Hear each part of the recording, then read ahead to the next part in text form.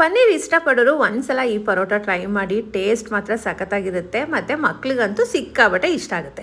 ಫಸ್ಟಿಗೆ ನಾನಿಲ್ಲಿ ಶೇಂಗಾನ ಹಾಗೆ ಡ್ರೈ ರೋಸ್ಟ್ ಮಾಡ್ಕೊಳ್ಳಿ. ಸ್ವಲ್ಪ ಅದೇ ಪಾನಿಗೆ ಸ್ವಲ್ಪ ಎಣ್ಣೆ ಹಾಕ್ಕೊಂಡು ಅದಕ್ಕೆ ಬೆಳ್ಳುಳ್ಳಿ ಮತ್ತು ಹಸಿಮೆಣಸಿನ್ಕಾಯಿ, ಸ್ವಲ್ಪ ಕಾಳುಮೆಣಸು ಮತ್ತು ಜೀರಿಗೆನೂ ಹಾಕಿ ಫ್ರೈ ಮಾಡ್ಕೊಳ್ಳಿ. ಅದಕ್ಕೆ ಕೊತ್ತಂಬರಿ ಸೊಪ್ಪು ಹಾಕ್ಕೊಂಡು ನೀಟಾಗಿ ಫ್ರೈ ಆದಮೇಲೆ ಮುಂಚೆನೇ ಮಾಡ್ಕೊಂಡಿರ್ತೀರಲ್ಲ, ಶೇಂಗಾ ಫ್ರೈ ಮಾಡ್ಕೊಂಡಿರ್ತೀರಲ್ಲ, ಅದನ್ನು ಇದಕ್ಕೆ ಹಾಕಿ ಉಪ್ಪು ಹಾಕ್ಕೊಂಡು ಮಿಕ್ಸಿ ಮಾಡಿದ್ರೆ ಆಯಿತು.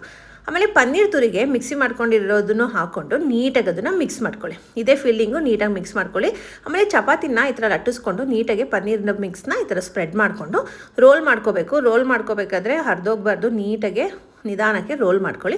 ಆಮೇಲೆ ಆ ಕಡೆ ಈ ಕಡೆ ಎಲ್ಲ ಕ್ಲೀನಾಗಿ ಮಾಡಿಕೊಂಡು ಮಧ್ಯ ಈ ಥರ ಕಟ್ ಮಾಡ್ಕೋಬೇಕು. ನಾನು ತೋರಿಸಿರೋ ಮೆಥಡಲ್ಲಿ ಮಾಡಿದ್ರೆ ಪರೋಟ ಮಾತ್ರ ಪದರಾಗಿ ಎಲ್ಲ ಕಡೆ ಪನ್ನೀರ್ ಸ್ಪ್ರೆಡ್ ಆಗಿರುತ್ತೆ, ತುಂಬ ಟೇಸ್ಟ್ ಆಗಿರುತ್ತೆ. ಜಸ್ಟ್ ಈ ಥರ ರೋಲ್ ಮಾಡಿದ್ರೆ ಆಯಿತು. ರೋಲ್ ಮಾಡಾದ್ಮೇಲೆ ನೀವು ಚಪಾತಿ ಎಲ್ಲ ಲಟ್ಟಿಸ್ತೀರಲ್ಲ, ಅದೇ ಥರ ನಿಧಾನ ಲಟ್ಟಿಸಿ ಎಣ್ಣೆ ಆಗಲಿ ತುಪ್ಪದಲ್ಲಾಗಲಿ ಎರಡೂ ಕಡೆ ನೀಟಾಗಿ ಬೇಯಿಸ್ಕೊಂಡು ತಿಂತಾ ಇದ್ರೆ ಮಾತ್ರ ಸಖತ್ತಾಗಿರುತ್ತೆ. ನೀವು ಒಂದ್ಸಲ ಟ್ರೈ ಮಾಡಿ ನನಗೆ ಹೇಗಿತ್ತು ಅಂತ ಕಮೆಂಟ್ ಮಾಡಿ. ಬಾಯ್.